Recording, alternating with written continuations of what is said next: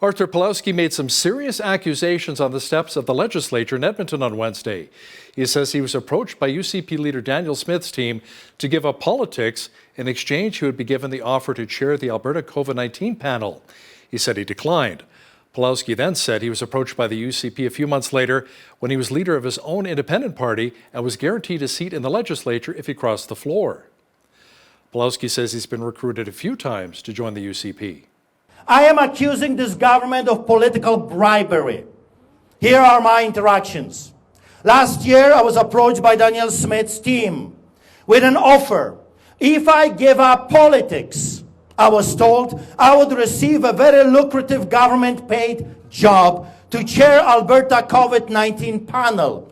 Yes, you know it. The job that Preston Manning later accepted. I was offered to have that job if I give up, telling you what's really going on. I have rejected the offer after being told that the inquiry was to be without any real tangible ability to bring justice and was just for a show. And that's what it is. It's just a show, a Muppet show. A political theater without bringing any consequences to those who are guilty of crimes and corruption. I asked them multiple times, if I will find you government officials guilty of a crime, what is going to happen to them? Nothing. It's just for a show. A few months later, I was approached by the Premier's team again. This time, I was already a leader of a political entity here in the province of Alberta. This time I was offered amnesty if I keep my mouth shut about the UCP tyranny. Or just keep your mouth shut. Don't talk about this. And we'll back you up. We'll help you. As a pastor and a Polish immigrant that grew up behind the Iron Curtain, I could not betray Albertans and stop defending their rights.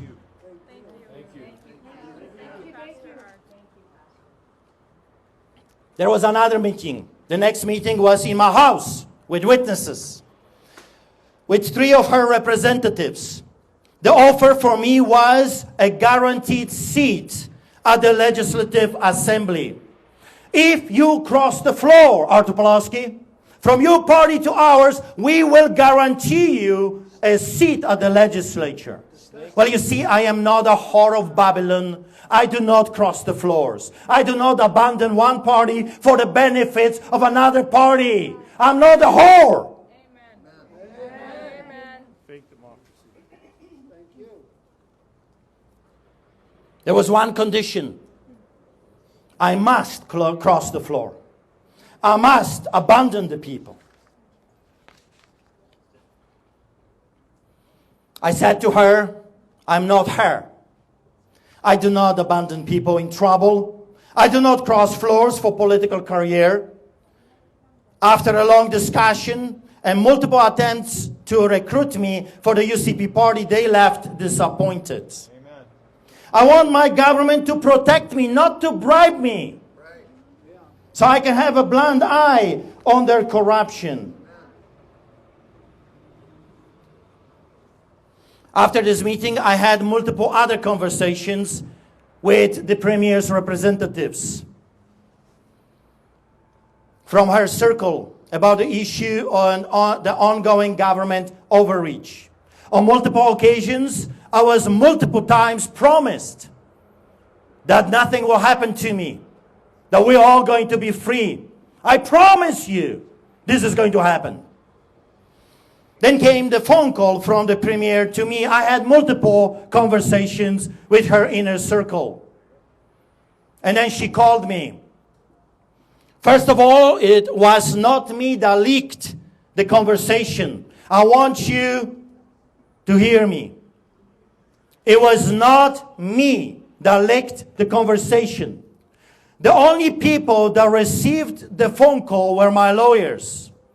From that moment, I don't know what happened.